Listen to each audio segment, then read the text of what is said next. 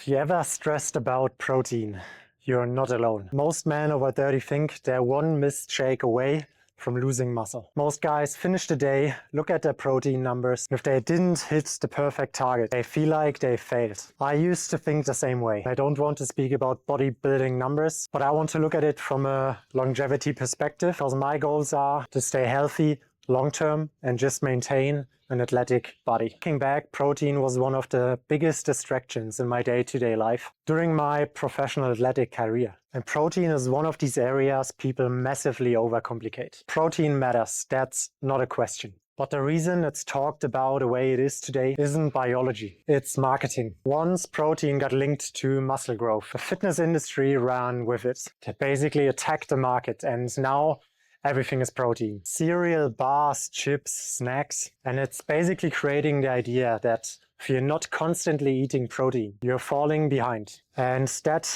anxiety is the product. I personally have undereaten protein for most of my athletic career. And I know a lot of athletes do so. And that's not on purpose. That's just because appetite and real life not always line up. And I still built muscle during that time. I still got stronger. And that's because the real drivers of muscle growth and progression are pretty boring. Progressive training, consistency, enough calories, recovery.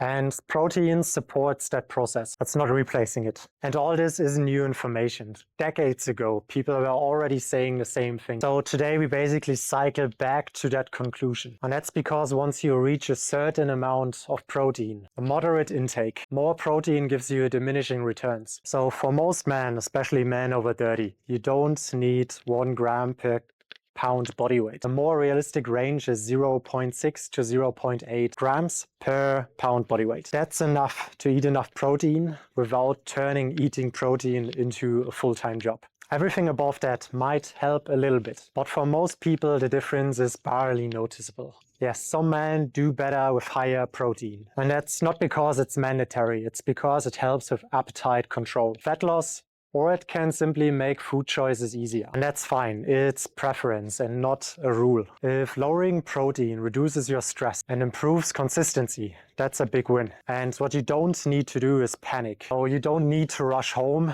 and get your protein. And you don't need to build your pantry around protein snacks. And you don't need to treat protein like a deadline. Just try to get close to your baseline at the end of the day. That's enough. I have to say, supplements aren't a foundation either. They don't fix poor sleep, inconsistent sleep, or bad food choices. They are a small add-on. I use protein powder occasionally, and that's not because it's magic, just because it's convenient and low in calories. And that's it.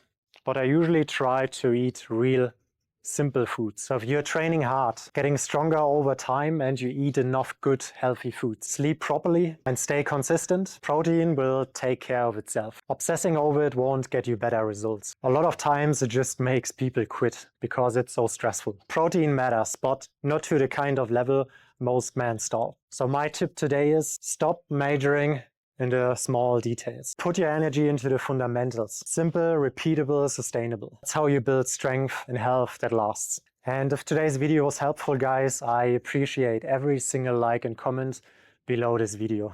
This is Built Simple. I am Marcus, and I hope to see you in the next video, guys.